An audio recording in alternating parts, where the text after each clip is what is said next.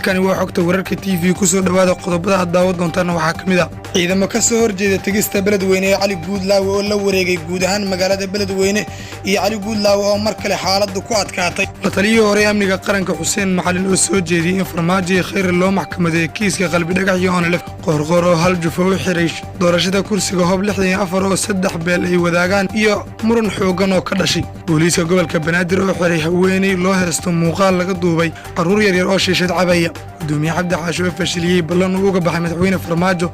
lana xiriirtay dhiibista qalbi dhagax xukuumadda Soomaaliland oo shaacisay haddii dekada Zeylac ay ku wareejinayso Itoobiya wararka caalamka saaxiibayaal waxaa kamid ah ku dhawaad 8500 askarta Mareykanka ah una diyaarsan dagaal oo hadda ku jira heegan sare xilli ay meel adag gaartay xiisadda Ukraine iyo madaxweynaha Ruushka Putin oo sheegay hal arrin oo looga baaqsan karo dagaal dhex mara Ruushka iyo Ukraine NATO qodobadaas iyo qodobo kale daawadayaal aad halkan ku daawad doontaan fadlan YouTube-ka subscribe saar gambalaalkana furo si aad maalin walba nolol socoto sidoo kale page-keena Facebook follow iyo like dheh maanta waana talaado taariikhdu waxay ku beegan tahay 25 bisha koowaad ee January sanada 2022 aan ku bilaabay ciidamo ka soo horjeeda tagista beledweyne ee Cali Guudlaawe oo la wareegay guud ahaan magaalada beledweyne iyo Cali Guudlaawe oo mar kale xaaladdu ku adkaatay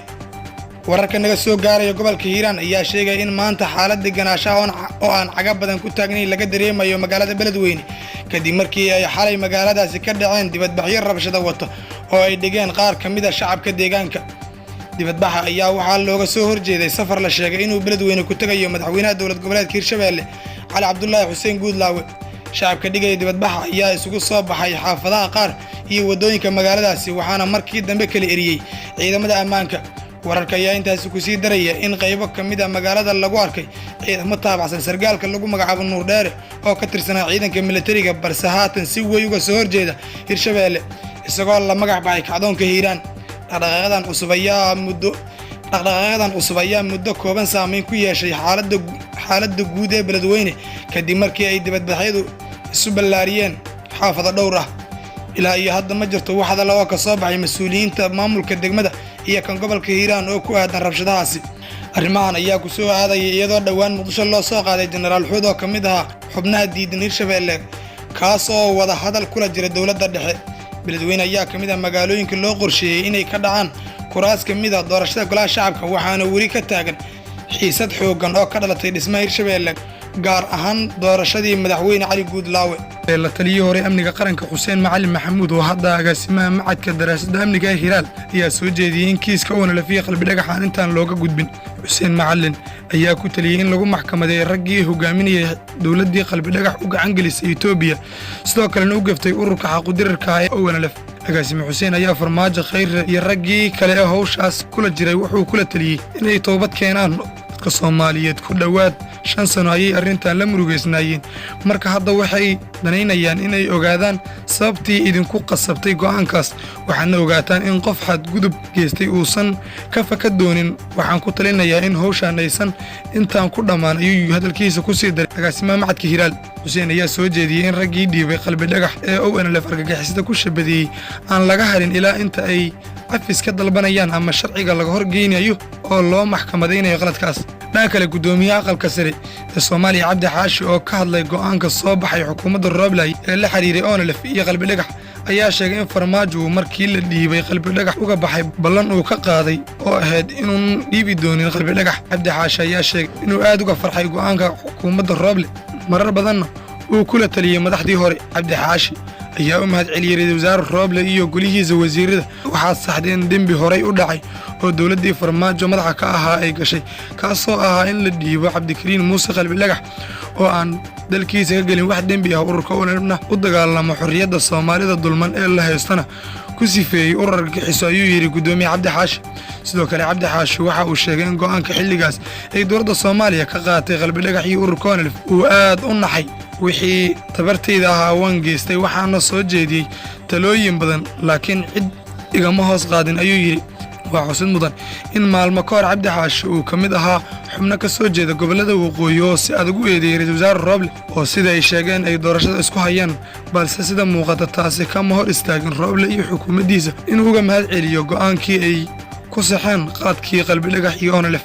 xukuumadda Soomaaliland ayaa markii ugu horeysay si rasmi ah uga hadashay hadalhayn badan oo ka dhalatay safarkii madaxweyne Muuse Biixi ee dalka Itoobiya kaas oo la xiriiray dekedda Zeylac. Wasiirka arrimaha dibadda Soomaaliland ayaa sheegay in Soomaaliland iyo Itoobiya aysan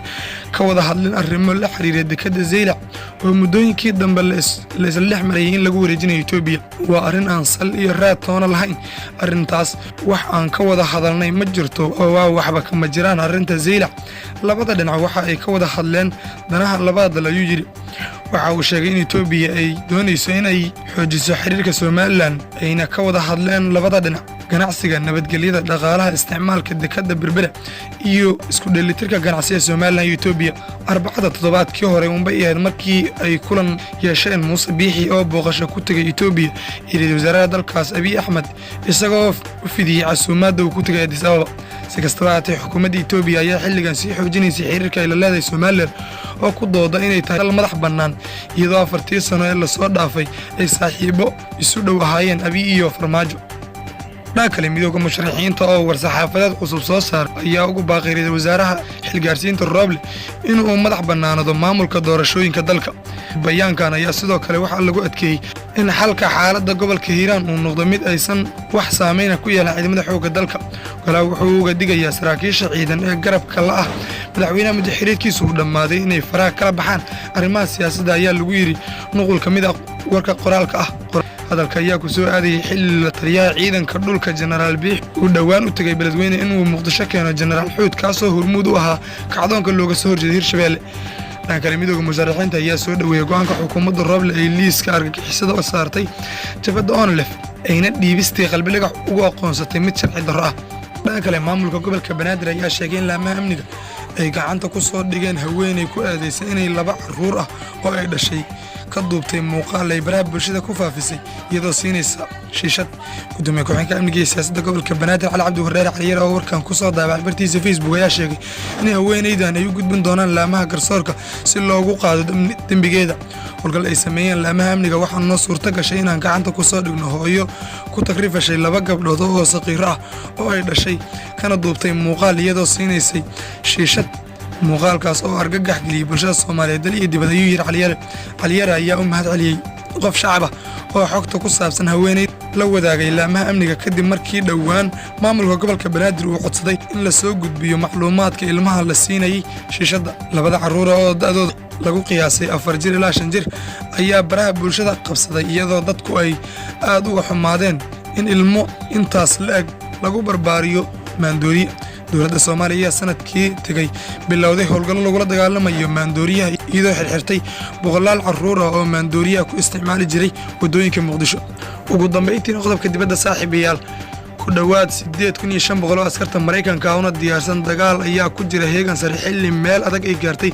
xiisadda Ukraine sida ay sheegtay wasaaradda gaashaandhigga ee Pentagon. warkaan ayaa ku soo beegmay xilli Ruushka uu beeniyay inuu tallaabo military ka qaadi rabo Ukraine inkastoo uu 1000 askari geeyay. madaxweyne Biden ayaa lagu wadaa inuu wada hadal telefoonka uu la yeesho xulufadiisa Yurub.